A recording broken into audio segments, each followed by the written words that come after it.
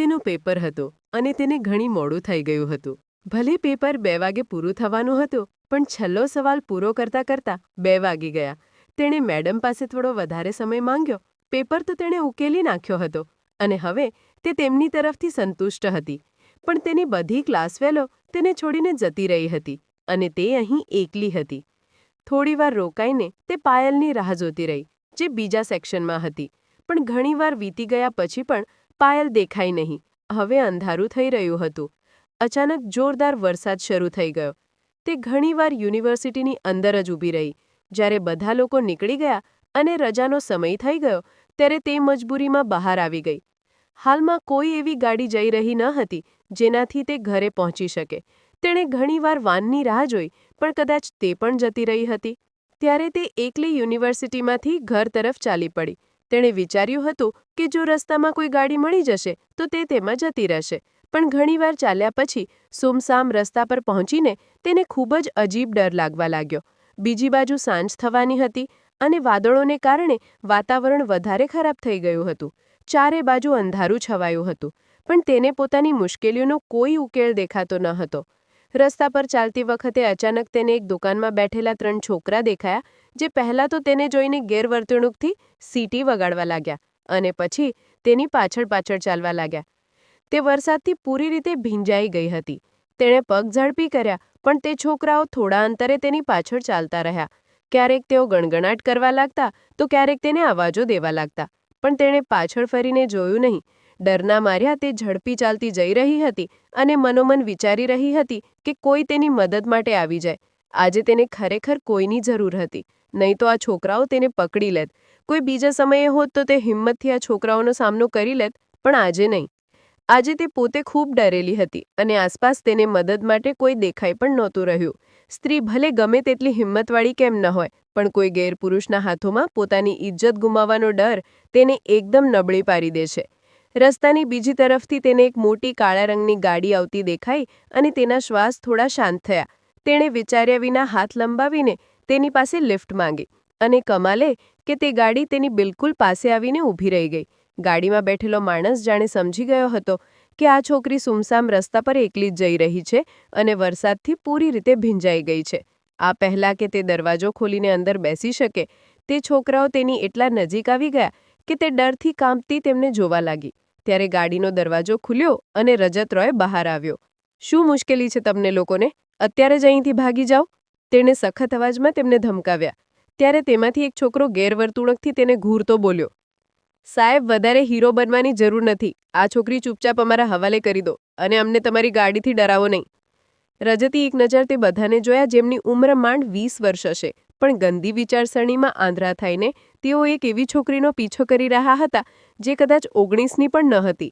અને ડર તથા લાચારી સાથે તે છોકરાઓને જોતી મદદ માંગતી નજરોથી રજતને જોઈ રહી હતી. આ પહેલાં કે રજત કંઈ કહી શકે, તેણે જલ્દીથી ગાડીનો દરવાજો ખોલ્યો અને ફટ દઈને અંદર બેસી ગઈ. જાણે તેને પૂરો વિશ્વાસ હોય કે અહીં તે સુરક્ષિત છે, પણ બહાર હાજર છોકરાઓ તેને ખેંચીને લઈ જશે. રજતે ગાડીનો દરવાજો ધીમેથી બંધ કર્યો અને થોડો ઝૂકીને બહાર નીકળ્યો. જેવો તે બહાર આવ્યો તે છોકરાઓ ભાગી ગયા. તેઓ તેનાથી ડરતા હતા કે નહીં ખબર નહીં, પણ તેના હાથમાં પકડેલી પિસ્તોલે તેમને ડરાવી દીધા હતા. તેમને પોતાનો જીવ વધારે વહાલો હતો. જો જીવ રહેશે તો બીજી છોકરીઓ મળતી રહેશે. આ વિચારીને તેઓ રસ્તા પરથી એવી રીતે ગાયબ થયા જેમ ગધેડાના માથા પરથી શિંગડા. રજત ગાડીમાં આવીને બેસી ગયો. ત્યારે તે છોકરીએ તેને એક નજર જોયો અને પછી નજર ઝુકાવી લીધી. તે તેનો આભાર માનવા માંગતી હતી, પણ તેનામાં એટલી હિંમત ન હતી કે તે કંઈ કહી શકે. "ક્યાં જવું છે તમને?" તે ગંભીરતાથી તેને જોયા વિના પૂછી રહ્યો હતો. તો તે તેને પોતાના ઘર વિશે જણાવવા લાગી. તેને ઘણી મોડું થઈ ગયું હતું અને બસ ઈચ્છતી હતી કે જલ્દીથી જલ્દી પોતાના ઘરે પહોંચી જાય. ગાડી હજી થોડી જ દૂર ચાલી હતી કે અચાનક ગાડીમાં પડેલા મોબાઈલની ઘંટડી વાગી અને કોલ ઉઠાવતા જ એક ચેતવણી ભરેલો અવાજ ગાડીમાં ગુંજ્યો, "બોસ, ઘણીવારથી એક ગાડી તમારો પીછો કરી રહી છે. તમારે તરત જ પોતાની સુરક્ષા માટે બીજા રસ્તા પરથી નીકળી જવું જોઈએ." તેની વાત સાંભળીને તેણે કાચમાં એક નજર નાખી. ખરેખર તે ગાડી ઝડપથી તેમનો પીછો કરી રહી હતી. તે શહેરનો પ્રખ્યાત બિઝનેસ ટાઇકૂન હતો અને રાજનીતિમાં પણ નામ રાખતો હતો, એટલે તેના દુશ્મનો બનવા કોઈ નવી વાત ન હતી. "બોસ, તમે પ્લીઝ ટર્ન લઈ લો અને ડ્રાઈવ કરતા રહો. થોડીવારમાં ગાર્ડ્સ તમને ઘેરી લેશે." એકવાર ફરી તે જ અવાજ ગુંજ્યો તો તેણે પરેશાનીમાં ગાડી વાળી અને ટર્ન લઈ લીધો. બાજુમાં બેઠેલી છોકરીનું હૃદય ડરથી જોરથી ધડકવા લાગ્યો. આ આ તમે મને ક્યાં લઈ જઈ રહ્યા છો? મને પ્લીઝ ઘરે લઈ ચલો, મને ઘરે ઉતારી દો. મારી મા અને ભાઈ ખૂબ પરેશાન હશે. તેને પહેલેથી જ ઘણી ગભરામણ હતી અને હવે રજતે ગાડી અલગ રસ્તાઓ પર નાખી દીધી હતી. તેને સતત પાછળથી સૂચનાઓ મળી રહી હતી અને તે તેના અનુસાર ગાડી તે સુમસામ રસ્તાઓ પર લઈ જઈ રહ્યો હતો. ગાડીની સ્પીડ એટલી તેજ હતી કે સીટ બેલ્ટ લાગેલો હોવા છતાં તે સંભાળી નહોતી શકતી. તમે પ્લીઝ મને તમારી સાથે ન લઈ જાઓ. તમે ચાહો તો મને અત્યારે ઉતારી દો. હું પોતે જ ઘરે જતી રહીશ. બસ મને તમારી સાથે ન લઈ જાઓ. તે સતત વિનંતી કરી રહી હતી, પણ તે તેની એક પણ વાત સાંભળી નહોતો રહ્યો.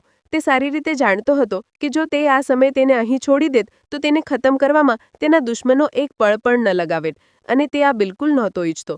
પોતાની સાથે હાજર લોકોની ઇજ્જત અને જીવની સુરક્ષાને તે પોતાની ફરજ તરીકે સમજતો હતો. થોડીવાર પછી તે એક મેઇન રોડ જેવા રસ્તા પર પહોંચ્યા, જ્યાં ચારે બાજુ અતિશય ભીડ હતી.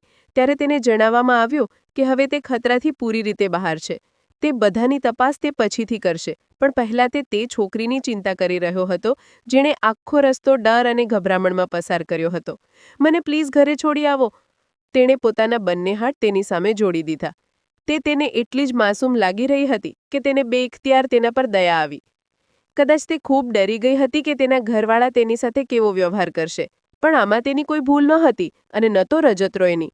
કદાચ નસીબે આવું જ નક્કી રાખી રાખ્યું હતું. તે હવે ગાડીમાં બેઠેલી સતત રડી રહી હતી, પણ રજત તેને સમજાવી રહ્યો હતો કે જો તે સમયે તેને ઉતારી દેત તો ચોક્કસ તેના જીવને ખતરો થયો. પણ પોતાના જીવથી વધારે તે સમયે પોતાના ઘરવાળાના ડરમાં હતી. કદાચ એટલા માટે તે એટલા ડર અને ચિંતાના આલમમાં હતી જ્યારે તે બેબસ તેને જોતો ડ્રાઈવ કરી રહ્યો હતો. તે સમયે કવિતાજીની ખરાબ હાલત હતી. 2 વાગે તેનો પેપર પૂરો થવાનો હતો, પણ હવે 6 વાગી ચૂક્યા હતા. તે ઘરે નહોતી આવી. તેમને પરેશાનીએ ઘેરી લીધા. તેમણે એકવાર રાહુલને પણ મોકલ્યો હતો, પણ રાહુલે તેમને જઈને એ જ જણાવ્યો કે તે જતી રહી છે, કારણ કે આજે તેને મોડું થવાને કારણે તેની બહેન તેને છોડીને જતી રહી હતી. ઘણીવાર તે કોલેજની આસપાસ તેને શોધતો રહ્યો, પણ તે નહોતી મળી, અને પછી તે ઘરે આવી ગયો. કવિતાજી તો રડી રડીને બુરા હાલ હતા. તેમને બસ 2 જ બાળકો હતા. આજે 4 વર્ષ થઈ ગયા હતા તેમને વિધવાની જિંદગી પસાર કરતા. 2 બાળકોમાં મહેક મોટી હતી, જ્યારે રાહુલ તેમના નાનો દીકરો હતો. મહેકની ઉંમર લગભગ 19 વર્ષ હતી અને રાહુલ તેનાથી 2 વર્ષ નાનો હતો.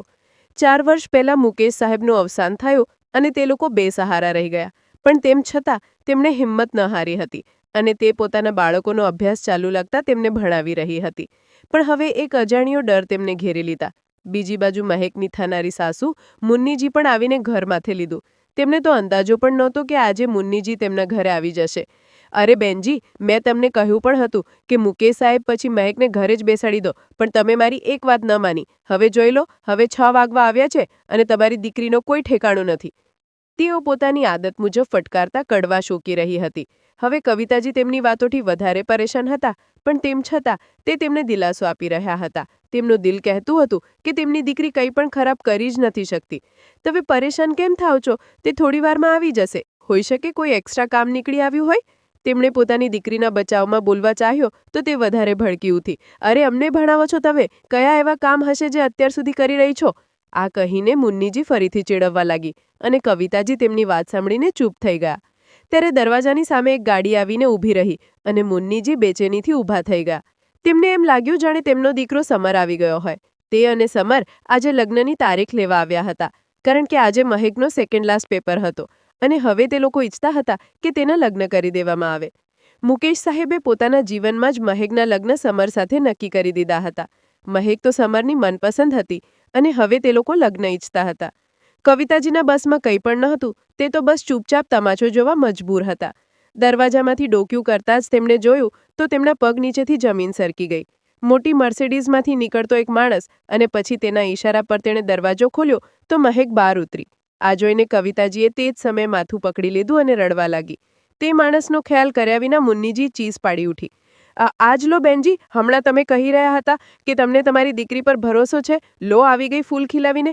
અરે દીકરી, બીજું કંઈ નહીં તો માના ભરોસાનો તો ખ્યાલ કરી લેતી. બીજી બાજુ તેમને જોઈને મહેકનો ચહેરો ઉતરી ગયો હતો. વળી તેમની વાત સાંભળીને તે માણસને પણ અજીબ લાગ્યો. રજત રોયે નાપસંદ નજરોથી તેમને જોયા. તેણે એક નજર ઘરના નંબર પ્લેટ પર નાખી અને પાછો ફરી ગયો. તેને સારું નહોતું લાગતું તેમની ઘરની વાતો સાંભળવી. આ તેમનો અંગત મામલો હતો. ત્યારે મુન્નીજી આગળ વધીને મહેકને ત્યાં પકડીને અંદર લઈ ગઈ. થોડીવાર રજત રોય ત્યાં જ ઊભો જોતો રહ્યો અને પછી ગાડી ફેરવી દીધી. ક્યાં હતી તું? ક્યારની હું તારી રાહ જોઈ રહી છું, કવિતાજીએ તેને જોતા જ ગભરાઈને પૂછ્યું. માં, યુનિવર્સિટીમાંથી નીકળતી વખતે મને મોડું થઈ ગયું હતું અને પછી મને કોઈ વાહન નહોતું મળી રહ્યું જેનાથી હું ઘરે આવી જાઉં, તો મેં આ સાહેબ પાસેથી લિફ્ટ માંગી અને આ સાહેબ મને અહીં છોડી ગયા છે, મહેકે પોતાની માને સફાઈ આપી. ત્યારે મુન્નીજી ઝડપથી તેની તરફ વધી. અરે કયા સાહેબ? એ જ સાહેબ સાથે રંગરેલિયા મનાવીને હવે તું સફાઈ આપી રહી છે? ભાઈ, આના પર તો ફક્ત તું અને તારી માં જ ભરોસો કરી શકે છે, અમે નહીં. અમે તો જમાનો જોયો છે. અમે સારી રીતે જાણીએ છીએ કે કોઈ પણ પુરુષ, અને તે પણ આટલો અમીર, કોઈ પણ મતલબ વિના કોઈ છોકરી પર આમ ઉપકાર નથી કરી શકતો. અને તેમની વાત સાંભળીને મહેકનું દિલ ખૂબ દુખ્યું હતું. જો તે તેની થનારી સાસુ ન હોત અને સંબંધનો ખ્યાલ ન કરવો પડત તો તે તેમને ત્યાં જ ખૂબ સંભળાવીને જવાબ આપી દેત. પણ ચૂપચાપ તે અંદર જવા લાગી હતી કે ત્યારે ફરીથી તેને મુન્નીજીનો કડવો અવાજ સંભળાયો. અરે બહેનજી, તમે ભલે જે બોલો, પણ સમર મારો એકલો દીકરો છે અને આ તેની થનારી વહુ છે. આ પહેલાં કે મારો દીકરો તેને અપનાવે, હું તો કહીશ કે તેના બધા ટેસ્ટ કરાવવામાં આવે. મને આજકાલની યુનિવર્સિટીવાળી છોકરીઓ પર જરા પણ ભરોસો નથી. તેમની વાત સાંભળીને મહેકનું લોહી ઉકળી ઉઠ્યું. તે તરત પલટી અને કોઈ પણ સંબંધનો ખ્યાલ કર્યા વિના મુન્નીજીની સામે આવીને ઊભી રહી ગઈ. જો તમને એટલો જ પ્રોબ્લેમ છે યુનિવર્સિટીની છોકરીઓથી, તો પછી તમે તમારી દીકરીને યુનિવર્સિટીમાં કેમ મોકલી હતી? શું તેના લગ્ન પહેલાં પણ તમે તેનું મેડિકલ કરાવશો? વાત હવે તેની સહનશક્તિની બહાર થઈ ચૂકી હતી, એટલે તે ગુસ્સે થઈને તેમને સારો જવાબ આપવા લાગી. જ્યારે તેની આ હરકત જોઈને કવિતાજી ગભરાઈને તેને જોવા લાગી કે તે કેમ આગમાં ઘી નાખી રહી હતી. સારી રીતે જાણતી હતી કે તે લોકો તેના સાસરિયા લાળા છે અને પછી તેની થનારી સાસુ પણ છે. વાહ ભાઈ, હમણાંથી જ જીભ ચાલવા લાગી અને હમણાંથી જ તેવર નીકળી આવ્યા તારા. સારું થયું જે તે પોતાનો અસલી રંગ દેખાડી દીધો. તે જ વાતો તેમના મોંમાં હતી કે ત્યારે દરવાજામાંથી સમર અંદર આવતો દેખાયો. મહેકે ફરીને સમરને જોયો. તે તેને પસંદ કરવા લાગી હતી અને આ વાત તેણે પોતે જ પોતાને દિલથી સ્વીકાર પણ કરી લીધી હતી. સમર સાથે તેનો સંબંધ પહેલાથી જ નક્કી થઈ ચૂક્યો હતો અને હવે તે તેની મનપસંદ હતી. મુન્નીજીએ એક નજર સમરને જોયો અને પછી આગળ વધીને આખો કિસ્સો તેના કાનોમાં રેડી દીધો અને સમર અવિશ્વાસથી મહેકને જોતો રહ્યો. તેને તો પહેલાં પણ તે છોકરી પર કોઈ ખાસ ભરોસો નહોતો જે તેને કરવો પડતો હતો. મહેકને તે પળે પોતાનું અસ્તિત્વ પણ બોજ લાગતું જઈ રહ્યું હતું. કવિતાજી જલ્દીથી તેની તરફ વધી અને સમરને સફાઈ આપવા લાગી, પણ તે બસ ટગર તેને જ જોઈ રહ્યો હતો, જે હવે સુધી સંકોચ વિના તેની આંખોમાં આંખો નાખીને ઊભી રહી હતી. ન જાણે કે મહેકના દિલના કોઈ ખૂણામાંથી નીકળ્યું. કાશ આજે તે છોકરો તેનો સાથ આપે અને તેના ચારિત્ર પર લગાવવામાં આવી રહેલા દાગનો ખુલ્લેઆમ ઇનકાર કરી દે. પણ તેના મોંમાંથી નીકળેલા શબ્દો સાંભળીને મહેક જ્યાંની ત્યાં જડ થઈ ગઈ હતી. તેનો ભરોસો ખૂબ ખરાબ રીતે તૂટી ચૂક્યો હતો. જી માં, જેમ તમે કહો. જો આ છોકરીમાં કોઈ ખામી હશે તો હું તેને સ્વીકાર નહીં કરું. તેની ઠંડી બેરુખીવાળી વાત સાંભળીને મહેકનું દિલ કંપી ઉઠ્યું. તેણે વિચાર્યું પણ નહોતું કે આજે તેની સાથે આવો બેરહેમીવાળો મજાક થઈ જશે. આંટી, આ કેવી વાતો કરી રહ્યા છો તમે મારી બહેન વિશે? અને સમરજી, તમે? રાહુલે આગળ વધીને પોતાની બહેનનો બચાવ કરવો ચાહ્યો ત્યારે મુન્નીજી તેની વાત સાંભળતા જ ભડકી ઉઠ્યા. લોજી, હવે આ 4 દિવસનું બાળક પણ અમારી સાથે જીભ લડાવાન છે? અરે સમર, તારા થનારા સાસરિયામાં હમણાંથી જ આ ઇજ્જત છે. કાશ આજે મુકેશ સાહેબ જીવતા હોત તો ઊભા ઊભા તેમને લોકોનું મોં બંધ કરાવી દેત. મુકેશ સાહેબની ઓલાદ પર આરોપ લગાવતા તે તેમના મોતને ભૂલીને બસ તેમને તેમની તાકાત માટે યાદ કરી રહી હતી. મહેકની હવે સહનશક્તિ જવાબ આપી ચૂકી હતી. હવે તે તેમની પાસેથી એક પણ શબ્દ વધારે સાંભળવા નહોતી ઈચ્છતી. બસ કરી દો આંટી. જ્યારે તમે મુકેશ સાહેબના બાળકોની હાલત નથી જોઈ શકતા તો તમને કોઈ હક નથી કે તમે તેમનું નામ લો. કવિતાજીના આંખોના ઇશારા છતાં મહેક પોતાને કાબૂમાં ન રાખી શકીને ફાટી પડી. તેણે સામે ઊભેલા તે છોકરાની આંખોમાં પોતાના માટે બદગુમાની અને અવિશ્વાસ સ્પષ્ટ જોઈ લીધો હતો. જો તે આજે તેના વિશે આટલા કઠોર લહેજામાં બોલી શકે છે તો કાલે તેની સાથે જિંદગી પસાર કરતી વખતે તે શું કરશે? આ બધું તેને સ્પષ્ટ દેખાઈ રહ્યું હતું કે તેને આખી જિંદગી ગુંગળાઈને જીવવું પડશે. એ પહેલાં કે વાત કોઈ બીજી દિશામાં જાય ત્યારે દરવાજો ખુલ્યો અને અંદર આવતો રજત રોય બધાને ચોંકાવી ગયો. ઘરેથી નીકળી ગયા પછી પણ અડધા રસ્તે તેના મગજમાં વારંવાર તે છોકરીનો ચહેરો ઘૂમી રહ્યો હતો, જે એટલી ડરેલી હતી અને માસૂમિયત છતાં તેના ચહેરા પર પીડાશ ફેલાયેલી હતી. ચોક્કસ તે આવનારા હાલાતોથી ભયભીત હતી અને તેની થનારી સાસુના બૂમ પાડવાથી તેને સમજાઈ ગયું હતું કે હવે તે ઘરમાં તેની કોઈ ઇજ્જત નહીં બચે.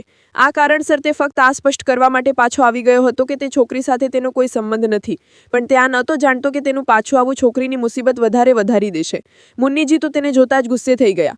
અરે, આજ તો એ જ માણસ છે જેની સાથે તે મોજ કરી રહી હતી અને હવે પાછો પણ આવી ગયો છે. જરૂર તેને લાગ્યું હશે કે અમે બધા જતા રહ્યા છીએ. કવિતાજી, રાહુલ અને પોતે મહેક પણ તેને જોઈને હેરાન રહી ગયા કે આખિર તે ફરી કેમ પાછો આવ્યો હતો. પહેલાંથી શું ઓછો તડામ હતો આ ઘરમાં? પહેલાથી જ મુનિજી આખી ગલીમાં બૂમો પાડી પાડીને તમાશો ઊભો કરી ચૂક્યા હતા. જુઓ, હું અહીં ફક્ત આ સ્પષ્ટ કરવા આવ્યો છું કે આમાં તે છોકરીની કોઈ ભૂલ નથી. આ કહેતા જ સમર વિચાર્યા વિના તેની તરફ પલટ્યો અને રજત રોયને જોરથી ધક્કો મારી દીધો.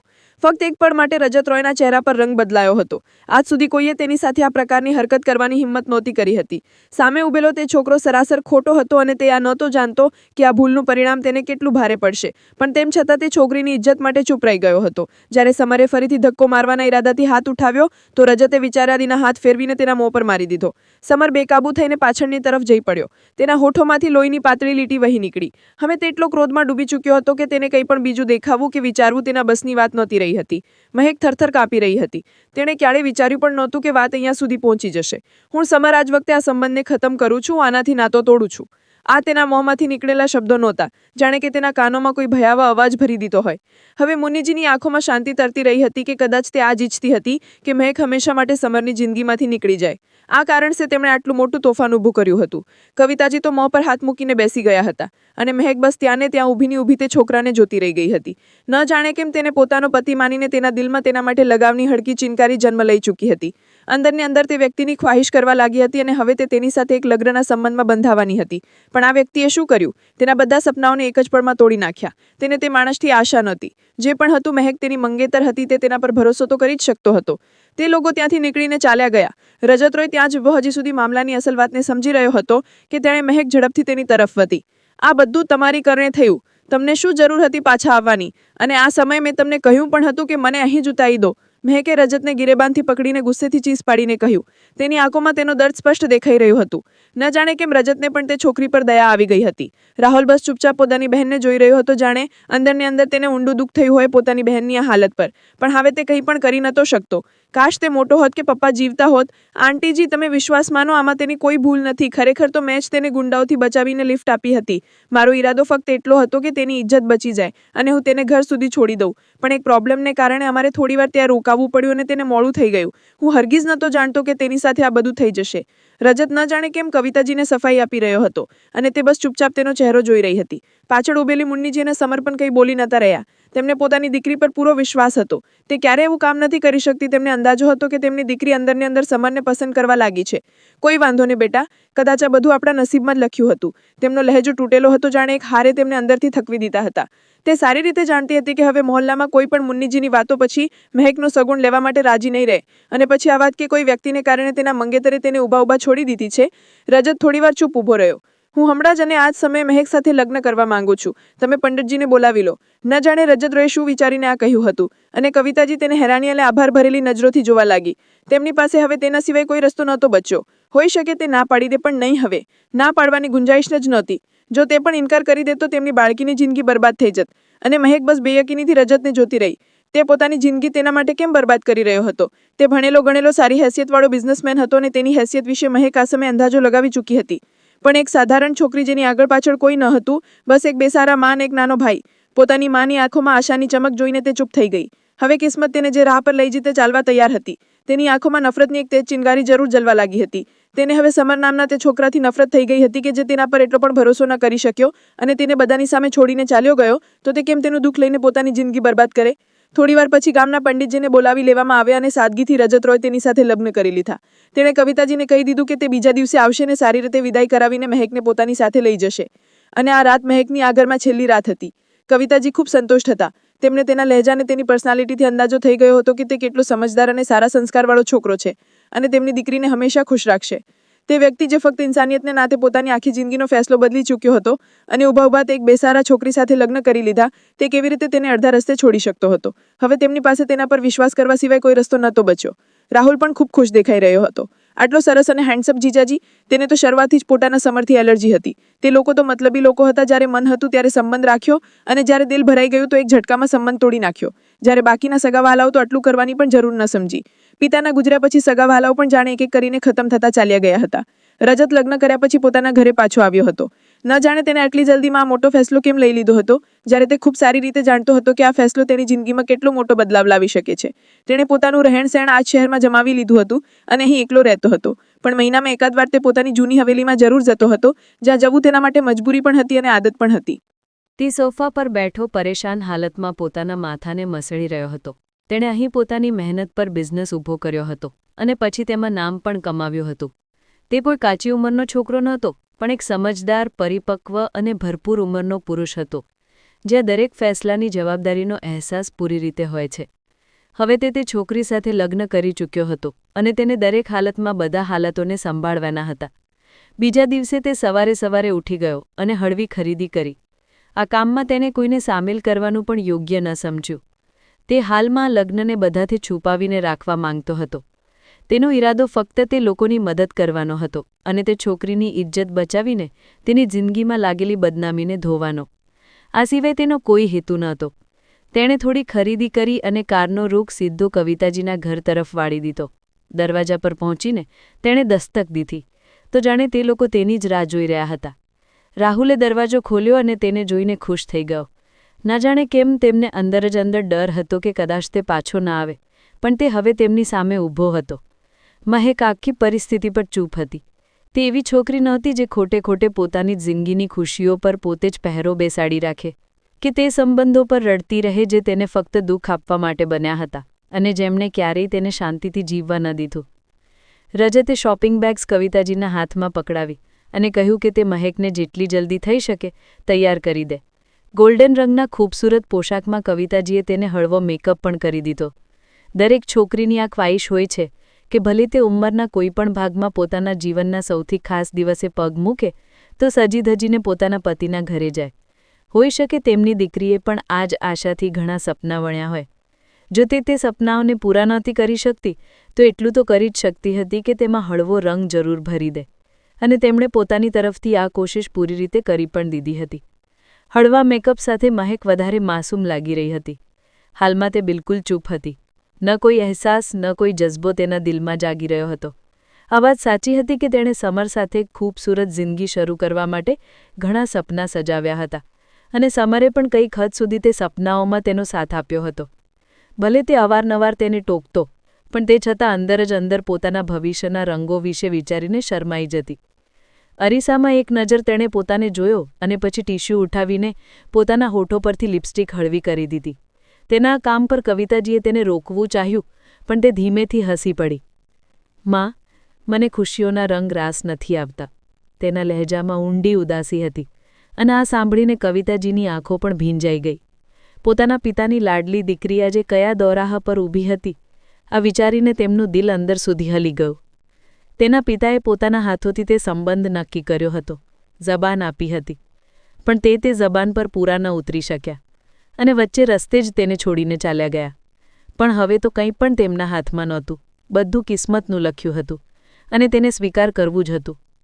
કવિતાજીએ તેને ગળે લગાવી લીધું. મારી દીકરી, જિંદગીના ખાલી રસ્તાઓ પર પોતે જ રંગ ભરવા પડે છે. જિંદગી કોઈને પૂરી નથી મળતી, તેના અધૂરા પાના પોતે જ પૂરા કરવા પડે છે. રજત ખૂબ સારો ઇન્સાન છે અને કિસ્મતે તેને તારા માટે પસંદ કર્યો છે. જો જિંદગીમાં તેનાથી કોઈ ભૂલ કે ખામી થઈ પણ જાય તો તેના આ ઉપકારને દિલમાં જરૂર રાખજે કે તેણે આખા મહોલ્લાની સામે તને પોતાનું નામ આપીને ઇજ્જત આપી છે, બદનામીથી બચાવી લીધી છે. તેનું નામ તારા માટે તે સહારો છે જે જિંદગીમાં તને ક્યારેય પડવા નહીં દે. તેણે ભીની આંખોથી માથું હલાવ્યું. આજે તે સાચેમાં બિલકુલ એકલી થઈ ગઈ હતી અને તે જાણતી હતી કે તેની મા ભલે ગમે તેટલી મજબૂત બનવાની કોશિશ કરી રહી હતી, તેમનું દિલ અંદર જ અંદર ચીઝ પાડી રહ્યું હતું. તેમને પોતાના કાળજાના ટુકડાને પોતાથી દૂર કરવો પડી રહ્યો હતો. કવિતાજીએ પોતાના હાથોથી ખાવાનું બનાવ્યું અને રજતને જબરજસ્તી રોકી લીધો કે તે જે પણ હોય ખાવાનું ખાઈને જ જાય, અને તે તેમના સાચા પોતાનાપણાની સામે ચૂપ થઈ ગયો. બપોરનું ખાવાનું બધાએ સાથે મળીને ખાધું. કવિતાજીએ સાચેમાં ખૂબ સ્વાદિષ્ટ ખાવાનું બનાવ્યું હતું અને તેમના હાથનો સ્વાદ રજતને ખૂબ પસંદ આવ્યો. આંટી, ફક્ત તમે જ આટલું સ્વાદિષ્ટ ખાવાનું બનાવી શકો કે તમારી દીકરી પણ? તેણે જાણી જોઈને વાતચીતનું રૂખ મહેક તરફ વાળતા ગયું, જેથી તે પણ કંઈક બોલે, પણ તે પૂરી રીતે ચૂપ બેઠી રહી, જાણે સંકોચ તેને બોલવા નહોતી દેતી. તેની વાત સાંભળીને કવિતાજી હસી પડ્યા. હા બેટા, મારી દીકરી ખૂબ સારું ખાવાનું બનાવે છે. મેં તેને ઘરના બધા કામ શીખવ્યા છે. માની વાત સાંભળીને મહેકે નરમ નમણી આંખોથી તેમને જોયા. થોડીવાર પછી રજત જવા માટે ઊભો થઈ ગયો. મહેક જ્યારે માને વળગી તો તેના આંસુ આપોઆપ વહી નીકળ્યા. રાહુલે તેનો બધો સામાન ગાડીમાં રખાવી દીધો. એટલે આજે તે હંમેશા માટે આ ઘરથી જ જઈ રહી હતી. પોતાના પતિના ઘરે ન જાણે કેમ તેને પોતાના બાબાની યાદ વારંવાર આવી રહી હતી. તેમનો સહારો દુનિયાના દરેક સહારાથી મોટો હતો. ગાડીમાં બેઠેલી પણ તે સતત રડી રહી હતી. રજતે એક નજર તેને જોયો અને પછી ચૂપ થઈ ગયો. પણ તેને આમ રડતી જોઈને તેના અંદર એક અજીબ બેચેની લૂંટી રહી હતી. મહેક, પ્લીઝ ચૂપ થઈ જા. હું તો તારા પર કોઈ પાબંદી પણ નથી લગાવી રહ્યો. તું જ્યારે ચાહે પોતાની માને મળવા આવી શકે છે. તેની પોતાની તરફથી તેને દિલાસો આપવાની કોશિશ કરી. મહેકે ટીશ્યુથી નાક લૂછતા તેની તરફ જોયું. આમ કેવી રીતે આવવા દેશો? તમે જ તો કહ્યું હતું ક્યારેક ક્યારેક જ લઈ આવીશ ને. રજત તેની વાત સાંભળીને હળવો હસી પડ્યો. જે પણ હતું ઓછામાં ઓછું તે તેની સાથે વાત તો કરી રહી હતી. તે પહેલાંથી નક્કી કરી ચૂક્યો હતો કે આ સંબંધની શરૂઆત તે દોસ્તીથી કરશે. હું તને કેમ ક્યારેક ક્યારેક લઈ આવીશ?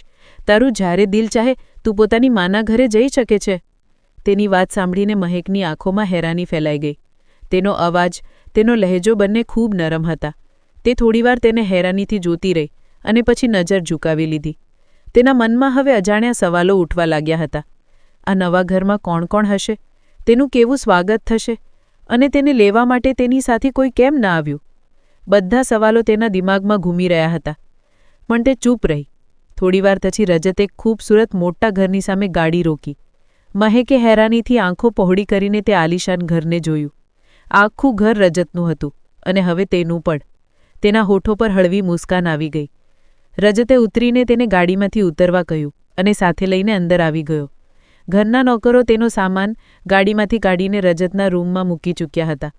અંદર દાખલ થતાં જ રજત પોતાના રૂમમાં ચાલ્યો ગયો અને મહેક પણ તેની પાછળ પાછળ તે જ રૂમમાં આવી ગઈ. રજતે ગંભીર લહેજામાં કહ્યું, એક કામ કર, તારો સામાન બીજા રૂમમાં શિફ્ટ કરાવી લે. આજથી તું ત્યાં જ રહીશ અને તને જે પણ જોઈતું હશે નોકર અહીં હાજર છે. આ તારું પોતાનું ઘર છે. તેની વાત સાંભળીને મહેક હેરાનીથી તેને જોવા લાગી. તે તેનો પતિ હતો અને તે તેની પત્ની, તો પછી અલગ રૂમોમાં કેમ? કેમ? હું તમારાથી દૂર કેમ રહીશ? અમે એક જ રૂમમાં રહીશું. બધા પતિ પત્ની એક જ રૂમમાં રહે છે. તેની વાત સાંભળીને રજતને અજીબ લાગ્યું, જાણે કોઈએ તેને ચોંકાવી દીધો હોય. તે થોડીવાર ચૂપ રહ્યો. પછી બોલ્યો, મારા ખ્યાલથી કાલે તારો પેપર છે ને? તારે તેની તૈયારી કરવી જોઈએ હે ને? રજતે પીછો છોડાવવા માટે વાતનો રૂખ બીજી તરફ વાળી દીધો. નહીં, મારો છેલ્લો પેપર હતો આજે. બધા પેપર ખતમ થઈ ગયા. દરેક વાતનો તે તરત જ જવાબ આપી રહી હતી અને તેની વાતોથી રજત પોતે જ અસમંજસમાં પડી રહ્યો હતો. થોડી પળ પછી તે બિલકુલ ચૂપ થઈ ગયો. મહેક હળવી હસતી પથારી પર બેસી ગઈ. આખરે તે તેનો પતિ હતો. જ્યારે તે તેને પતિ માની ચૂકી હતી તો અલગ રહેવાનો સવાલ જ કેમ? તેને આ બિલકુલ સારું ન લાગ્યું કે રજત તેને ઓછી ઉંમરની સમજે કે પત્ની ન માને. આ કારણસર તેણે જૂઠ પણ બોલી દીધું કે તેનો છેલ્લો પેપર હતો, જ્યારે અસલમાં 2 દિવસ પછી તેનો લાસ્ટ પેપર હતો. તેના અભ્યાસની તૈયારી તો પછીથી પણ થઈ શકતી હતી, પણ પહેલાં તો તેને રૂમમાં જ રહેવાનું હતું અને પોતાના આ ઈરાદામાં તે કામયાબ થઈ ચૂકી હતી. રજત હેરાનીથી તેને જોતો રહી ગયો. મહેકે કપડાં બદલી લીધા અને વોશરૂમમાંથી ઢીલા-ઢાલા આરામદાયક કપડામાં બહાર નીકળી. તેના ચહેરાની માસૂમિયત, ગોરી રંગત અને ખભા સુધી આવતા વાળ તેની નરમ સુંદરતામાં વધારો કરી રહ્યા હતા. તે પ્યારી છોકરી અરીસાની સામે ઊભી રહીને પોતાના વાળ સુલઝાવવા લાગી અને રજત તેને ચૂપચાપ જોતો રહ્યો. તેના સપ્રમાણ નકશા તેને આ વિશ્વાસ અપાવી રહ્યા હતા કે તે ખરેખર 19 વર્ષની બાળકી જેવી છોકરી છે જેને તે લગ્ન કરીને પોતાની સાથે આ ઘરમાં લાવ્યો છે. પણ તેણે નક્કી કરી લીધું હતું કે તે હાલમાં તેની સાથે કોઈપણ સંબંધની શરૂઆત ઉતાવળમાં નહીં કરે. મહેકે અચાનક ફરીને હેરાનીથી તેને જોયો. તે ઘણીવારથી તેની નજરોની ગરમી મહેસૂસ કરી રહી હતી અને ત્યારે રજતે જલ્દીથી નજર ફેરવી લીધી અને ઊઠીને રૂમમાંથી બહાર જતો રહ્યો. રૂમમાંથી બહાર આવતા જ તેને પોતાને અજીબ લાગ્યું, જાણે તે પણ વધારે ઝડપ કરી રહ્યો હોય. તેના જતાં જ મહેકે તરત પુસ્તકો કાઢી અને વાંચવા બેસી ગઈ. ઘણીવાર સુધી તે વાંચતી રહી, પછી મોબાઈલ ઉઠાવીને મા સાથે વાત કરવા લાગી. કવિતાજી તેના ગયા પછી ઉદાસ હતા. મહેકે તેમને દિલાસો આપ્યો કે તે ખૂબ ખુશ છે, ખૂબ સુરક્ષિત છે અને બિલકુલ ઠીક છે. આ સાંભળીને કવિતાજી પણ રાહતથી હસી પડ્યા. મોહલ્લામાં આ ખબર ફેલાઈ ચૂકી હતી કે મહેકનું લગ્ન થઈ ગયું છે. મુનીજીના ઘરમાં પણ આ સાંભળીને હલચલ મચી ગઈ. એટલે જે કંઈ તેની મા કહી રહી હતી તે વાત સમરને પણ બિલકુલ સાચી લાગી. તે એટલી આસાનીથી તેને છોડવાનો નહોતો, એટલે પોતાના રૂમમાં હાજર રહીને પણ તે તેના વિશે જ વિચારી રહ્યો હતો. રાત્રે ખાવાનું ખાધા પછી મહેક થોડું ઘણું ફરીને આખું ઘર જોવા લાગી. આજે આ ઘરમાં તેની પહેલી રાત હતી અને મા વિના ન જાણે કેમ તેનું દિલ ખૂબ ઉદાસ થઈ રહ્યું હતું. તે ઘણીવાર સુધી ઘરના દરેક ખૂણાને જોતી રહી જ્યારે રાજત પોતાના સ્ટડી રૂમમાં બેઠો હતો. થોડીવાર પછી ખાવાનું તૈયાર થઈ ગયું અને પછી મહેક ખાવાના ટેબલ પર આવી ગઈ. આજે આખા દિવસમાં તેણે બરાબર કંઈ પણ નહોતું ખાધું. બપોરે પણ માના હાથનું ખાવાનું તેણે બસ 2-4 કોળિયામાં ખતમ કરી દીધું હતું અને મોટાભાગનો સમય એમ જ બેઠી રહી હતી. પણ હવે તેને ખરેખર ભૂખ લાગી રહી હતી. રજત પણ રૂમમાંથી બહાર આવીને ટેબલ પર બેસી ગયો. ખાવાનું ખાતા તે જાણી જોઈને તેની તરફ ઓછું ધ્યાન આપી રહ્યો હતો, જેથી તે કોઈ પણ સંકોચ વિના પેટ ભરીને ખાઈ શકે. તે જે અંદાજમાં પણ ખાવાનું ખાઈ રહી હતી તેણે તેની એકવાર પણ ન ટોક્યો. રજત ઈચ્છતો હતો કે તે જેવી છે તેવી જ રહે, પોતાના ઢંગથી, પોતાના સ્વભાવથી. તેને વારંવાર ટોકવું કે સુધારવાની કોશિશ કરવી તેને પોતાની જ નજરમાં ખોટું લાગતું હતું. એટલે ચૂપચાપ ખાવાનું ખતમ કર્યા પછી તે ઊઠીને પોતાના રૂમમાં ચાલ્યો ગયો. મહેકે ટેબલ પર રાખેલા ખાવા પર સારો એવો હાથ સાફ કર્યો અને પેટ ભરીને ખાધું. પોતાના રૂમમાં એકલા ઊંઘ ન આવવા પર રજત લેપટોપ પર બેઠો સતત કામ કરી રહ્યો હતો અને મહેક સોફા પર પુસ્તક લઈને ખાલી નજરોથી પાનાઓને ઘૂરી રહી હતી. રજતે એક નજર તેને જોયો. તેને તેની ઉદાસીની ખબર પડી ચૂકી હતી. કદાચ તે પોતાની માને યાદ કરી રહી હતી, કદાચ પોતાના જૂના ઘરને. તે બસ ચૂપચાપ પુસ્તકને ઘૂરતી રહી. રજતે લેમ્પ સાઈડમાં મૂકતા તેને પાસે આવવાનો ઇશારો કર્યો. મહેક હળવા સંકોચ સાથે પુસ્તક હાથમાં પકડીને તેની પાસે આવીને બેસી ગઈ. રજતે તેનો હાથ પકડીને તેને વધારે નજીક બેસાડી લીધી. તારો કાલે પેપર છે ને? તેણે નરમીથી પૂછ્યું. મહેકે નામાં માથું હલાવી દીધું. પરમ દિવસે મારો છેલ્લો પેપર છે. તેને અંદર જ અંદર શરમ મહેસૂસ થઈ રહી હતી કે તેણે તેને જૂઠું બોલ્યું હતું, પણ રજતના ચહેરા પર તેનો કોઈ પણ અસર ના આવ્યો. તેણે મહેકને પોતાની પાસે બેસાડીને તેની પુસ્તક જોઈ અને પછી હળવી વાતો કરતા તેને પોતાની વાતોમાં ઉલઝાવવા લાગ્યો, જેથી તેનું મન હળવું થઈ શકે અને ઉદાસી થોડી વાર માટે જ સાચી દૂર થઈ જાય. થોડીવાર પછી તે તેને બકાયદા ભણાવવા લાગ્યો અને મહેક મોં મચકોડીને તેને જોઈ રહી હતી. તેના દિમાગમાંથી ઉદાસી લગભગ નીકળી ચૂકી હતી અને આજ તો રજત ઈચ્છતો હતો કે તે ઉદાસ ન રહે. બસ કરી દો, મેં આખો પેપર યાદ કરી લીધો છે, હવે વધારે નથી વાંચી શકતી, મહેકે હોઠ ફૂલાવતા કહ્યું અને રજત તરફ હળવી ફરિયાદવાળી નજરથી જોયું. રજતે તેને હળવી સખત ઘૂરી આપી. તારે બધું કંઈક સારી રીતે સમજીને જ સૂવાનું છે, જેથી પછીથી કોઈ તકલીફ ન થાય. તેની વાત સાંભળીને મહેકનો ચહેરો ઢીલો પડી ગયો. આસમાનથી પડે અને ખજૂરમાં અટકી. પહેલાથી જ ભણાઈના નામ પર તેના પરસેવા છૂટી જતા હતા અને હવે આ વ્યક્તિ ઉપરથી તેને ભણાવવા પર તુલ્યો હતો. સારું, બસ હવે મારું બધું ક્લિયર થઈ ગયું છે. થોડીવાર પછી તે પુસ્તક હાથમાં પકડીને ઉઠવા લાગી. તે જ સમયે રજતે અચાનક તેનો હાથ પકડીને તેને પોતાની તરફ ખેંચી લીધી અને તે તેના પર આવી પડી. બેઇખ્તિયાર રજતની ધડકણોમાં ઝડપ આવી ગઈ. મહેકનું નરમ હળવું કાંપતું વજૂદ તેના સીના પર ટેકાઈ ગયું હતું. તેના વાળ રજતના ચહેરા પર વિખરાઈ ગયા હતા. મહેકના દિલમાં એક અજાણી લહેર ઉઠી, જાણે ધડકનો કોઈ બંધ રૂમમાં ગૂંજી રહી હોય. ધડકનો એટલી તેજ હતી કે તેને તેમનો અવાજ પોતાના કાનોમાં સ્પષ્ટ સંભળાઈ રહ્યો હતો. રજત પણ બસ તેના ચહેરાને જોતો રહી ગયો, જ્યાં શરમ, સંકોચ, ગભરામણ અને માસુમિયતના ઘણા રંગ એકસાથે વિખરાઈ ગયા હતા. થોડીવાર પહેલાં જે છોકરી મોટા આત્મવિશ્વાસથી તેની સાથે ઝઘડી રહી હતી, હવે બિલકુલ ચૂપ તેની પાસે હતી. તે તેની પત્ની છે અને તેના જ રૂમમાં રહેશે. હવે આ વાત મહેકના દિલમાં સ્પષ્ટ ઉતરી ચૂકી હતી. હવે તે હળવી ડરેલી નજરોથી આમ તેમ જોઈ રહી હતી, જાણે હમણાં જ તેની નિકટતાએ તેના દિલની હાલત બદલી દીધી હોય. થોડીવાર પછી તેણે પુસ્તક સાઈડમાં મૂકી દીધી અને બેડ પર આવીને લેટી ગઈ. પડખું બદલીને તે સૂવાની કોશિશ કરી રહી હતી, જ્યારે રજત તેની પીઠને જોતા સતત તેના વિશે જ વિચારી રહ્યો હતો. જો આ છોકરી આમ જ તેની પાસે રહી તો કદાચ તે પોતે કાબૂ નહીં રાખી શકે, પણ તે તેની માસુમિયતને હજી સુધી મહેફૂઝ રાખવા માંગતો હતો. પણ મહેક તેના માટે એક ઇમ્તિહાન બનતી જઈ રહી હતી. થોડીવાર પછી રૂમમાં તેના ભારે શ્વાસનો અવાજ ફેલાવા લાગ્યો. એનો અર્થ હતો કે તે સૂઈ ચૂકી હતી. રજતે લાઇટ બંધ કરી અને તે પણ સૂઈ ગયો, કારણ કે તેને સવારે જ વહેલા નીકળવાનું હતું. સવારે જ્યારે મહેકની આંખ ખુલી તો થોડી પણ તેને સમજ જ ન આવ્યું કે તે ક્યાં છે. પછી અચાનક તેણે પોતાને રજતની પાસે જોયું અને ગભરાઈને ઝટથી ઉઠી બેસી. તેની આ હરકતથી રજતની આંખ પણ ખુલી ગઈ. તે તેના બિલકુલ પાસે સૂઈ રહી હતી, એટલી પાસે કે તેની ખુશ્બુ સુધી મહેસૂસ થઈ રહી હતી. આ અહેસાસ ખુદ રજતને પણ પરેશાન કરી ગયો. મહેક બેડ પરથી ઉતરતા જ જલ્દીથી વોશરૂમમાં ચાલી ગઈ. તેની હા ઝડપ પર રજતના હોઠો પર હળવી મુસ્કાન ફેલાઈ ગઈ.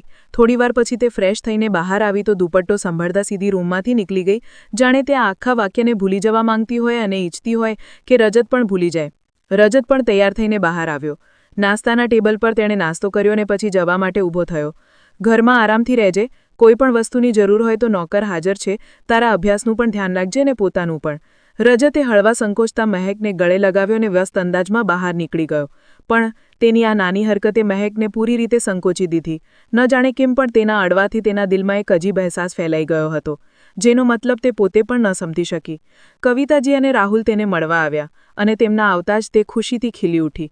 બપોરનું ખાવાનું તેણે તેમની સાથે જ કર્યું અને તેઓ સાંજ સુધી પૂરી રીતે સંતુષ્ટ થઈને પાછા ચાલ્યા ગયા. તેણે ડ્રાઈવરને કહ્યું અને ડ્રાઈવર તેમને ઘર સુધી છોડી આવ્યો. કવિતાજી સંતુષ્ટ હતા કે તેમની દીકરીની જિંદગીમાં આખરે ખુશીઓ પાછી આવી ગઈ હતી.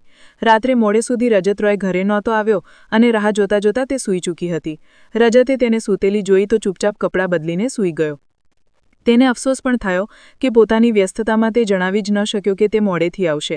આવતી સવારે તે આખો દિવસ ઘર પર રહેવાનો પ્લાન બનાવી ચૂક્યો હતો, કારણ કે મહેકને પોતાનો પેપર દેવાનો હતો.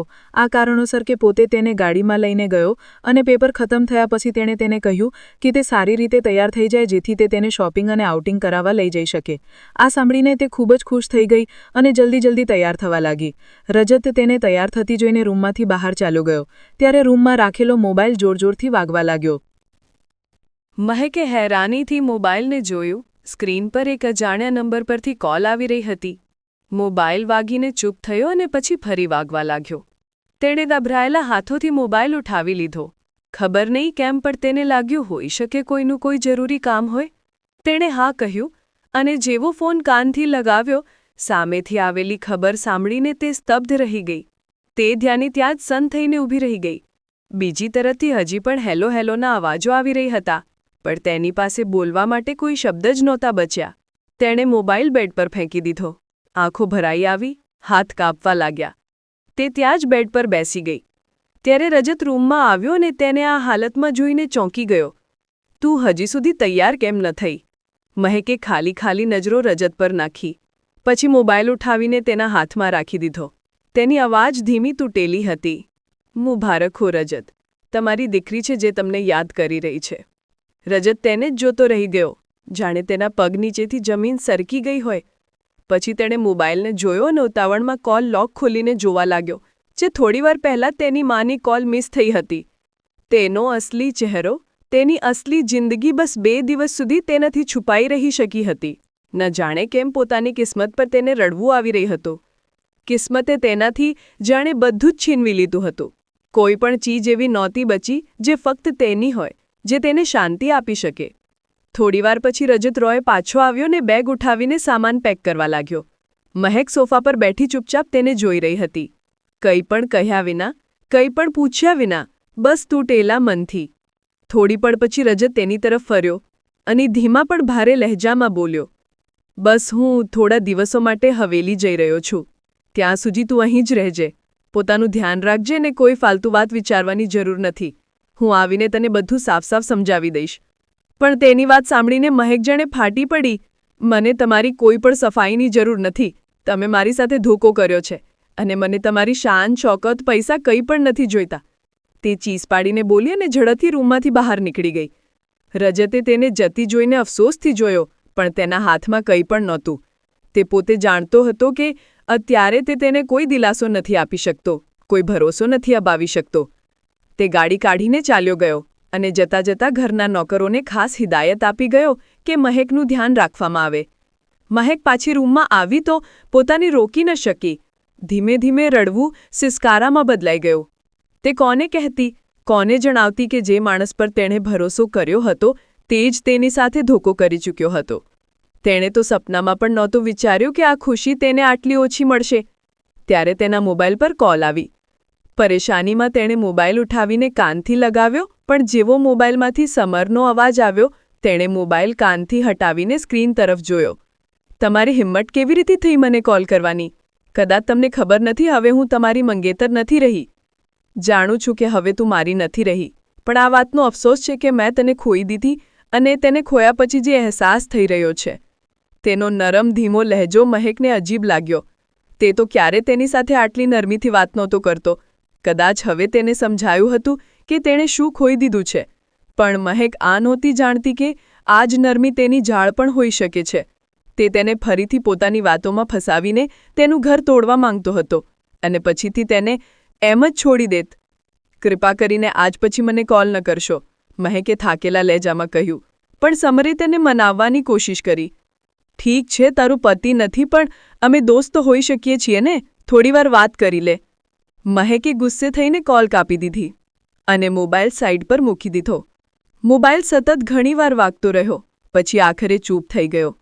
મહેકને પોતાની કિસ્મત પર ફરીથી રડવું આવી રહ્યું હતું. સાંજે તેણે પોતાની માં કવિતાજીને કોલ કરી અને રડતા રડતા બધી હકીકત સંભળાવી દીધી. કવિતાજી તેની વાત સાંભળીને બસ ચૂપ રહ્યા. તેમની પાસે આ બધાનો શું જવાબ હોય? અસલ વાત તો રજત આવીને જ જણાવી શકતો હતો, પણ મહેકને આમ રડતી સાંભળીને કવિતાજીનું દિલ પીગળી રહ્યું હતું. બીજી તરફ હવેલીમાં રજતે તેની સાથે સંપર્ક કરવાની જેટલી કોશિશ કરી, મહેકે એક પણ વાર તેની સાથે વાત ન કરી. બીજા દિવસે કોઈને કંઈ કહ્યા વિના મહેકે પોતાનો સામાન પેક કર્યો અને ડ્રાઈવર સાથે પોતાની માં કવિતાના ઘરે ચાલી ગઈ. કવિતા તેને અચાનક દરવાજા પર જોઈને હેરાન રહી ગઈ. તારે અહીં નહોતું આવવું જોઈતું જ્યાં સુધી તું રજતથી ઇજાજત ના લઈ લેતી. બસ કરી દો માં, હવે હું વધારે કેટલું કોઈના સહારે રહીશ? તે વ્યક્તિ પોતાની જિંદગીમાં ખુશ છે અને તમે મજબૂરીમાં મને તેના માથે થોપી દીધી. તે તો મને બસ હમદર્દીના સંબંધમાં જોડીને રાખવા માંગતો હતો અને તે રાત્રે મેં જીદ કરીને તેના રૂમમાં રહેવાની ઇજાજત લીધી. નહીં તો કદાચ તે મને ક્યારે પણ પોતાની પત્ની નહોતો માંગતો. મહેકની વાત સાંભળીને કવિતા ચૂપ થઈ ગયા. મહેક ખરેખર અંદરથી તૂટી ચૂકી હતી. 3 દિવસ વીતી ચૂક્યા હતા. મહેકે રજત સાથે વાત નહોતી કરી. એ સાંજે રજતે કવિતાને કોલ કરી અને તેમને બધી સચ્ચાઈ જણાવી દીધી. તેની મજબૂરી શું હતી, તે કેમ અચાનક પાછો ચાલ્યો ગયો, બધું કંઈ. વાત સાંભળીને કવિતા બધી વાત સમજી ચૂક્યા હતા, પણ હવે તે મહેકને મજબૂર નહોતા કરી શકતા. તે ઈચ્છતા હતા કે મહેક પોતાનો ફેસલો પોતે કરે, આ મહેસૂસ ન કરે કે તેની માં તેને બોજ સમજે છે. લગભગ 4 દિવસો પછી રજત પાછો આવ્યો, સીધો કવિતાના ઘરે. કવિતાએ તેને મહેકના રૂમમાં મોકલી દીધો. મહેક પથારી પર બેઠી હતી જ્યારે તેણે દરવાજા પર ઊભેલા રજતને જોયો. હેરાન થઈને ઉઠી. હું તમારું બધું છોડીને પાછી આવી ગઈ છું રજત. પોતાની જિંદગીનો બોજ હું પોતે ઉઠાવી શકું છું, તમારા ખંભા પર બોજ બનીને નથી રહેવા માંગતી. એની આંખોમાંથી આંસુ સતત પડી રહ્યા હતા અને રજતને એવો લાગ્યું જાણે દરેક આંસુ તેના દિલ પર પડી રહ્યા હોય. તેની સામે આવીને બેસી ગયો અને પોતાની આંગળીઓથી તેના આંસુ લૂછી દીધા. હું તારી જિંદગીનો દરેક બોજ ઉઠાવવા માંગુ છું અને આ હું મારી ખુશીથી કરી રહ્યો છું, કોઈ મજબૂરીમાં નહીં. અને તું કોણ હોય છે મને છોડવાનો ફેસલો કરનારી? સંબંધ ખતમ કરવાનો ફેસલો તું એકલી નથી કરી શકતી, સમજી તું? મહેક ચૂપચાપ તેને જોતી રહી. તેનો લહેજો દબાણ ભરેલો હતો, પણ તેમાં છુપાયેલી તડપ, પોતાનુંપણું અને ડર સ્પષ્ટ દેખાઈ રહ્યો હતો. મારી ફેમિલી છે, મારી એક બાળકી પણ છે અને હું કોઈનો હક નથી છીનવી શકતો. પણ હકીકત એ છે કે હું શાદીશુદા નથી, પણ રીની મારા એક નજીકના સ્ટાફ મેમ્બર રાજીવની દીકરી છે. એક એક્સિડન્ટમાં રાજીવ અને તેની પત્નીનું મોત થઈ ગયું હતું. રીની એક છોકરી હતી, એટલે તેના ઘરવાળાઓએ તેને બોજ સમજીને અપનાવવાની ના પાડી દીધી. તે 2 મહિનાની નાની બાળકી હતી, તેનો કોઈ સહારો નહોતો, તો મેં તેને અપનાવી લીધી અને રીનીને પિતાનું નામ આપ્યું. તે હવેલીમાં મારી મા પાસે રહે છે અને તે પોતાના મા બાપ વિશે કંઈ પણ નથી જાણતી. તે મને જ પોતાના પપ્પા માને છે અને જ્યારથી હોશ સંભાળ્યો છે મને જ પોતાના પપ્પા તરીકે જોયા છે. તારી સાથે લગ્નનો ફેસલો એકદમથી લેવો પડ્યો હતો. તે સમયે મારા દિમાગમાં રીનીથી જોડાયેલી વાત ન આવી, જે હું તને જણાવી દેત. લગ્ન પછી જ્યારે હું ઘરે પાછો આવ્યો ત્યારે મને રીનીનો ખ્યાલ આવ્યો અને મને લાગ્યું કે મેં આ ભૂલ કરી છે કે તને તેના વિશે ન જણાવ્યું. પણ મારો ઉદ્દેશ તને ધોખામાં રાખવાનો ક્યાંયથી પણ નહોતો. પણ હું તો તારી પ્રોબ્લેમ્સને ઓછી કરવા માંગતો હતો, કારણ કે મારી કારણે તારી ઇજ્જત પર આરોપ લગાવવામાં આવ્યા હતા અને હું આ બિલકુલ પણ સહન નહોતો કરી શકતો કે મારી કારણે કોઈ છોકરીની જિંદગી ખરાબ થાય. એટલે મેં તારી સાથે લગ્નનો ફેસલો કર્યો અને તને પૂરા મનથી પોતાની પત્ની સ્વીકારી. રીની વિશે તને જણાવવા માંગતો હતો, પણ મેં વિચાર્યું કે લગ્ન પહેલાં હું તને આ વાત ન જણાવી શક્યો, તો હવે હું થોડું રોકાઈ જાઉં. પહેલાં તું મને સમજી લે, થોડા દિવસ જાણી લે, જેનાથી જ્યારે હું રીની વિશે તને જણાવું તો તું મારી વાતને સમજી શકે. હું ઈચ્છતો હતો કે પહેલાં તું મારી સારી દોસ્ત બની જા, કારણ કે એક દોસ્ત મનની ભાવનાઓને વધારે સારી રીતે સમજી શકે છે અને પતિ પત્નીનો તે સંબંધ વધારે મજબૂત થઈ જાય છે, જેમાં દોસ્તી પણ હોય છે. પણ મને અંદાજો નહોતો કે આ બધું આ રીતે સામે આવી જશે. રીનીની તબિયત નહોતી ઠીક, એટલે મારે જલ્દબાજીમાં તે દિવસે હવેલી જવું પડ્યું. તેના પછી તે મારો ફોનનો ઉઠાવ્યો. વિશ્વાસ કર, હું તારી સાથે પોતાનો સંબંધ ત્યારે જ આગળ વધારત જ્યારે હું તને રીની વિશે જણાવી દેત. એટલે હું તને બીજા રૂમમાં રોકાવા માટે કહી રહ્યો હતો. અને હું આ પણ ઈચ્છતો હતો કે ઉતાવળમાં આપણા સંબંધની શરૂઆત ન થાય, પણ જ્યારે બંને લોકો એકબીજાને સમજી લે અને ખુલ્લા દિલથી એકબીજાની નજીક આવવા માગે ત્યારે જ અમે પોતાનો સંબંધ વધારે આગળ વધારીએ. હું તને તહે દિલથી માફી માંગુ છું. મને ખબર છે કે તારા માટે આ સત્યને સ્વીકારવું આસાન નથી, પણ તું મારો વિશ્વાસ કર, હું તને પૂરી રીતે ખુશ રાખવાની કોશિશ કરીશ અને તને પૂરી ઇજ્જત, સન્માન અને મોહબ્બતથી પોતાની જિંદગીમાં રાખીશ. મહેક બસ તેને ચૂપચાપ બુઝાયેલી આંખોથી જોતી રહી. રજત તેની સામે એક ખુલ્લી કિતાબની જેમ ઊભો હતો. તે ઈચ્છતી તો તેને ઠુકરાવી દે અને ઈચ્છતી તો તે જ સમયે તેના સીનાથી લાગીને રડી પડે, પણ તે કોઈ નિર્ણય પર પહોંચી જ નહોતી રહી. કવિતાજીએ ખૂબ સમજાવીને તેને ઘર પાછું મોકલી દીધું. મહેક પાછી પહોંચતા જ બીજા રૂમમાં જવા લાગી ત્યારે રજતે તેનો હાથ પકડીને તેને પોતાની તરફ વાળી અને ઝટકાથી તેને ઉઠાવી લીધી. તેનો અવાજ તેના કાનોની બિલકુલ પાસે હતો, ગંભીર, ભારે અને તે ચૂપકીદીથી ભરેલો, જેમાં તડપ છુપાડેલી હતી. મહેક ધડકતા દિલ સાથે તેની આંખોમાં જોતી રહી, જ્યાં મોહબ્બત સ્પષ્ટ દેખાઈ રહી હતી. હા, તે એક બાળકીનો બાપ હતો, પણ તે લોકોથી ક્યાંય વધારે સારો હતો જે તેની સાથે રહેતા પણ તેને ધોખો દેતા રહ્યા હતા. તેને હજી પણ મા કવિતાજીનો અવાજ યાદ આવી રહ્યો હતો. જો ક્યારેય રજતથી કોઈ ભૂલ પણ થઈ જાય, કોઈ ખામી પણ દેખાય, તો આ ન ભૂલજે કે તેણે જ તને તે સમયે અપનાવ્યો હતો જ્યારે તું બદનામી અને તિરસ્કારમાં ડૂબેલી હતી.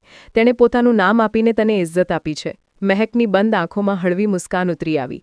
તેણે પોતાને તેને સોંપી દીધો. તે વ્યક્તિના રહેતા તેને હવે કોઈના સહારાની જરૂર નહોતી, ન સમરના ખોટા સપનાઓની, ન કોઈના પાછા આવવાની આશાની, ન કોઈ બીજાની મોહબ્બતની છળની. તેણે રજતને અપનાવી લીધો. તો શરમ કેવી, ડર કેવો? બીજા દિવસે સવારે મહેક રજતને કહે છે કે રજત, જે રીતે હું ઘરેથી ચાલી ગઈ તેના માટે તમારી પાસે માફી માંગુ છું, પણ મને તો પોતાને ખૂબ ખુશકિસ્મત સમજવી જોઈએ. આજના સમયમાં જ્યાં મોટાભાગના લોકો એકબીજા સાથે ચાલાકી કરવા માંગે છે અને એકબીજા સાથે ધોખેબાજી કરે છે, ત્યાં તે દુનિયામાં મને એક એવો વ્યક્તિ મળ્યો છે જે બીજાની તકલીફ, તેમની સમસ્યાને સમજે છે, જે એક સારો ઇન્સાન છે, જેના અંદર ઇન્સાનિયત વસેલી છે. હું ખૂબ ખુશ છું કે તમે મને મારા પતિ તરીકે મળ્યા. તમારા જેવો સારો ઇન્સાન મેં આજથી પહેલાં હકીકતમાં ક્યારેય નથી જોયો હતો. ફક્ત કિસ્સાઓને કહાનીઓમાં સાંભળ્યો અને ફિલ્મોમાં જોયો હતો. તમે સાચીમાં એક ખૂબ સારા ઇન્સાન છો. તમે બાળકી રીનીને અપનાવીને તેનું જીવન સારું કરી દીધું છે અને તમે મારે પોતાની પત્ની બનાવીને, ઇજ્જત આપીને, સન્માન આપીને, મોહબ્બત આપીને મારી જિંદગીને પણ બરબાદ થવાથી બચાવી લીધી અને મને એક આવા ઇન્સાનની પત્ની હોવા પર ગર્વ છે. મેં તમારા પર ગુસ્સો કર્યો, તેના માટે હું તમારી પાસે માફી માંગુ છું. રજતે તરત મહેકને ગળે લગાવી લીધી. તેણે કહ્યું, આમાં તારી કોઈ પણ ભૂલ નહોતી. એકદમથી કોઈ પણ છોકરીની સામે આ વાત આવશે તો તે આમ જ રિએક્ટ કરશે. બધું કંઈ વિચાર્યા વિના એકદમથી થયું, એટલે ચીજો આ રીતે થઈ ગઈ. પણ તે મને સમજ્યો. મારા માટે આ જ ઘણું છે. મહેકે કહ્યું, તો પછી તમે આપણી દીકરીને અહીં ક્યારે લઈને આવી રહ્યા છો? મને લાગે છે કે જ્યારે તમે રીનીને પોતાની દીકરી માની છે તો તેને મા બાપનો પ્રેમ પણ મળવો જોઈએ. રજતને મહેકથી આટલી સમજદારીની બિલકુલ પણ આશા નહોતી, કારણ કે મહેક હજી ફક્ત 19 વર્ષની છોકરી હતી, પણ જે રીતે તેણે આ સ્થિતિને સમજી હતી, આ જોઈને રજતને તેના પર ગર્વ થઈ રહ્યો હતો. રજતે કહ્યું કે અમે તેને ખૂબ જલ્દી લઈ આવીશું, પણ હજી હું ઈચ્છું છું કે પહેલાં થોડા દિવસ અમે એકબીજાને સમજી લઈએ, તેના પછી રીનીને લેવા ચાલીશું. મહેક અને રજતના લગ્નને 1 મહિનો વીતી ચૂક્યો હતો અને બંને વચ્ચે સારી દોસ્તી થઈ ચૂકી હતી. બંને એકબીજા સાથે પોતાની વાતો દિલ ખોલીને શેર કરતા હતા. મહેકે પોતાની વીતેલી જિંદગીથી જોડાયેલી ઘણી વાતો રજતને જણાવી અને રજપે પણ મહેકને પોતાના જીવન વિશે ઘણું બધું જણાવ્યું. બંને એકબીજા પર આરોપ ન લગાવ્યા, પણ એકબીજાને સમજ્યા અને એકબીજાની વાતોને સાંભળી. 1 મહિના પછી રજત મહેકને લઈને હવેલી ગયો, જ્યાં તેનું ખુલ્લા દિલથી સ્વાગત કરવામાં આવ્યું અને તેમની રિસેપ્શન પાર્ટી પણ રાખવામાં આવી. તેના પછી રીનીને લઈને રજત અને મહેક પાછા શહેર પાછા આવ્યા. રીની મહેક સાથે ખૂબ ખુશ રહેતી હતી અને રજત અને મહેકે નક્કી કર્યું હતું કે તે હજી રીનીના ઉછેર પર ધ્યાન આપશે અને મહેકની ઉંમર પણ ઘણી ઓછી છે, એટલે તે હજી મહેક પર પ્રેગ્નન્સીનું દબાણ નહોતા નાખવા માંગતો. એટલે તેમણે મળીને નક્કી કર્યું કે તે પોતાનું બાળક હજી થોડા વર્ષ નહીં કરે ત્યાં સુધી મહેકનો અભ્યાસ પણ પૂરો થઈ જશે અને રીની જે હજી 2 વર્ષની છે તે પણ થોડી વધારે સમજદાર થઈ જશે અને મહેક બીજા બાળકની જવાબદારી ઉઠાવવામાં વધારે સક્ષમ હશે. મહેક જેની જિંદગી હવે ખુશીઓથી ભરાઈ ચૂકી હતી અને રજત જેના જીવનમાં હવે એકલતા ક્યાંય પણ નહોતી, બંને એકબીજાને પામીને પૂરા થઈ ચૂક્યા હતા.